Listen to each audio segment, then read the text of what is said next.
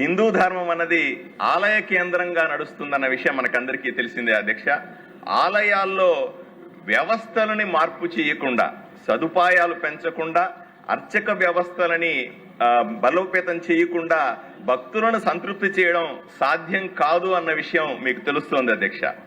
అర్చకులందరూ కూడా బ్రాహ్మణులు కాదు అధ్యక్ష. ముఖ్యంగా మా రాయలసీమ ప్రాంతంలో అర్చకుల్లో ఎక్కువ మంది బీసీలు, ఎస్సీ, ఎస్టీలు కూడా చాలా మంది ఉంటారు అధ్యక్ష.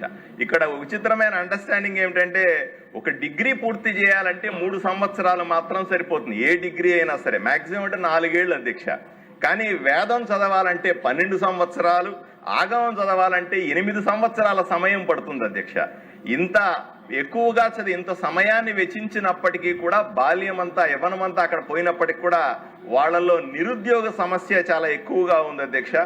కూటమి ప్రభుత్వం వచ్చిన తర్వాత నిరుద్యోగ భృతి 3000 రూపాయలు ఇస్తున్నామని చెప్పినప్పటికీ కూడా ఇది అందరికీ వర్తించకపోవడం ఇబ్బందికర పరిస్థితిగా ఉంది అధ్యక్ష. రెండవది, ఒక పరిస్థితి చెప్తాను అధ్యక్ష.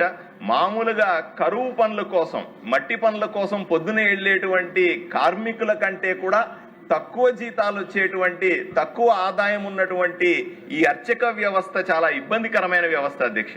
వీళ్ళ ఆరోగ్య సమస్యలు పెట్టించుకోవడానికి కానీ, లేదా ఇతరత్ర ప్రభుత్వానికి సంబంధించిన స్కీములు వీళ్ళకు వర్తించకపోవడం, కనీసం వాళ్ళు రిటైర్ అయితే వాళ్ళకు న్యాయపరంగా రావాల్సిన 4,50,000 రూపాయలని సమయానికి వాళ్ళు అందించకపోవడం లాంటి సమస్యలు కూడా ఎన్నో ఉన్నాయి అధ్యక్ష.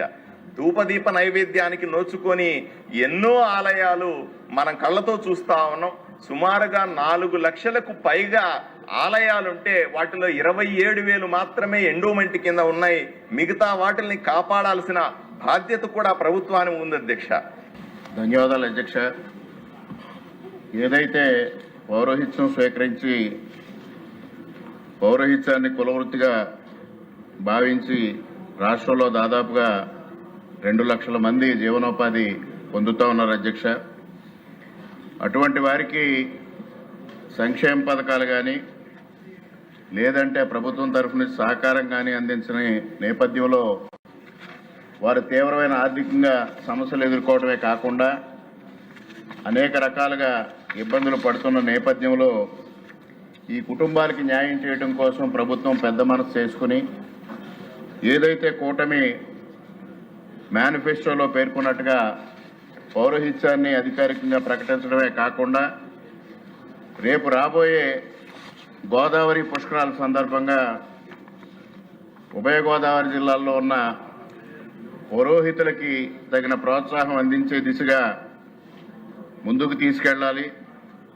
అదేవిధంగా వేద విద్యని అభ్యసించిన నిరుద్యోగులకి ఏదైతే పార్థసారథి గారు చెప్పినట్టుగా వారికి సహకారం అందించాలి. అదేవిధంగా బ్రాహ్మణ కార్పొరేషన్ ఏదైతే ఏర్పాటు చేయడం జరిగిందో దాన్ని బలోపేతం చేసి తద్వారా పురోహితులకి మేలు జరిగే విధంగా, ప్రయోజనం చేకూరే విధంగా ప్రభుత్వం చర్యలు తీసుకోవాలనేది ఈ సందర్భంగా మీ ద్వారా గౌరవ దేవాదాయ శాఖ మంత్రి గారికి విజ్ఞప్తి చేసుకుంటూ, అధ్యక్ష, ఇక్కడ తమరు దృష్టికి తీసుకురావాల్సింది, రాష్ట్రంలోని దేవాలయాల్లో అర్చకులు, వేద పండితులు, పరిచారికలు మరియు ఇతర ధార్మిక సిబ్బంది నియామకాల్లో జోనల్ విధానం అమల్లో ఉందా అన్నారు అధ్యక్ష. లేదండి అని చెప్పాను అధ్యక్ష.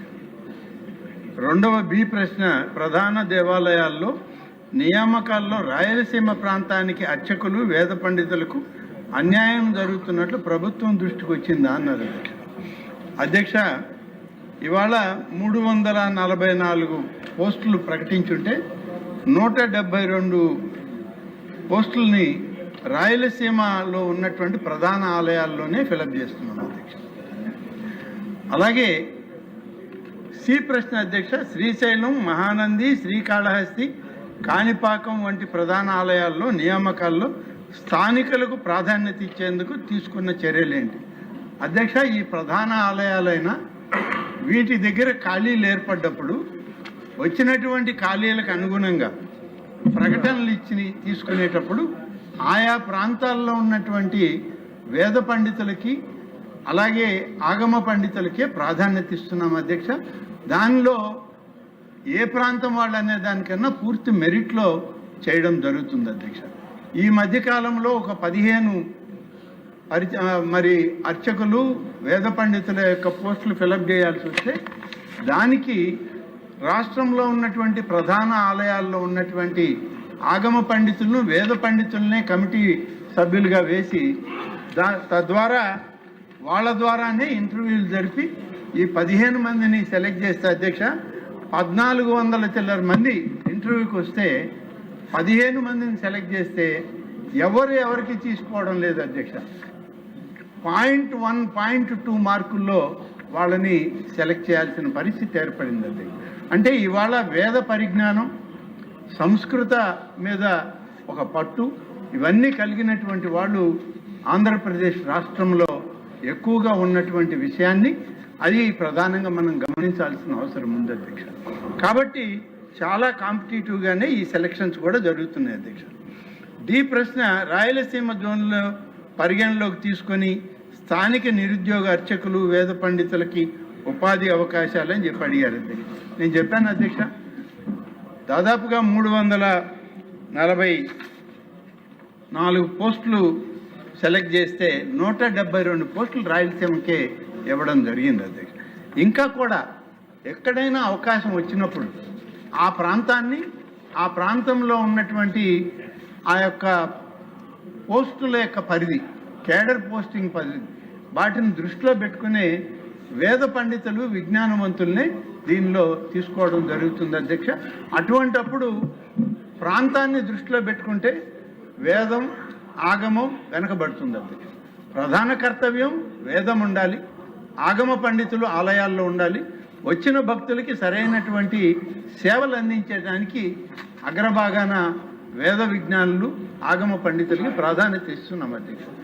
అధ్యక్ష, రాయలసీమ ప్రాంతంలో 1431 అప్లికేషన్లు వస్తే నేను ఇప్పుడు చెప్పాను అధ్యక్ష, 172 ఖాళీలని రాయలసీమ వాసులకే సెలక్షన్లో వచ్చింది. ఈ 1431 వాళ్ళలో కూడా ఎవరు తక్కువ వాళ్ళు లేరు అధ్యక్ష.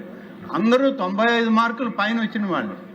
0.1, 0.2 లెక్కేసుకుని వాళ్ళని ఈ వేద పండితులు, ఆగమ పండితులు, నిష్ణాతులు సెలెక్ట్ చేశారు అధ్యక్ష. దీంట్లో ఎక్కడ కూడా వేరే రకమైనటువంటి సెలక్షన్ ప్రాసెస్లో తేడా లేదు అధ్యక్ష. రికార్డ్ చేశారు అధ్యక్ష, వీడియో రికార్డింగ్ చేశారు. వీడియో రికార్డింగ్ చేసి వచ్చిన ఇంటర్వ్యూకి వచ్చిన వాళ్ళకే మళ్ళీ చూపించడం జరిగింది. కాబట్టి ఎక్కడ కూడా దాంట్లో పొరపాట్లు జరగలేదు అధ్యక్ష. అధ్యక్ష, ఇంకొక విషయం, ఇంత పారదర్శకంగా జరిగినటువంటి దీంట్లో 4 ప్రధానమైనటువంటి ఆలయాలకు సంబంధించి, వేదాలకు సంబంధించి కృష్ణ యజుర్వేదం, శుక్ల యజుర్వేదం, సామవేదం, అథర్వణ వేదం, ఇందులో ఈ 15 మందిని నియామకం చేయడం, వీడియోగ్రఫీ రూపంలోనే ఇంటర్వ్యూలు జరిపి వీడియో రికార్డింగ్ చేసి వాళ్ళకి ఆదేశాలు, ప్రభుత్వ ఆర్డర్లు ఇవ్వడం జరిగింది అధ్యక్ష. అధ్యక్ష, ఇక 440 జోన్ 4 రాయలసీమలో 440 పోస్టులు ఉంటే అధ్యక్ష ప్రధాన ఆలయాల్లో 245 పోస్టులు ఇక్కడికి సంబంధించి పనిచేస్తున్నారు అధ్యక్ష. ఇంకా కొన్ని 147 ఖాళీలు ఉన్నాయి అధ్యక్ష. ఈ 147 ఖాళీలు కూడా భర్తీ చేయడానికి ఏర్పాట్లు చేస్తున్నాం అధ్యక్ష.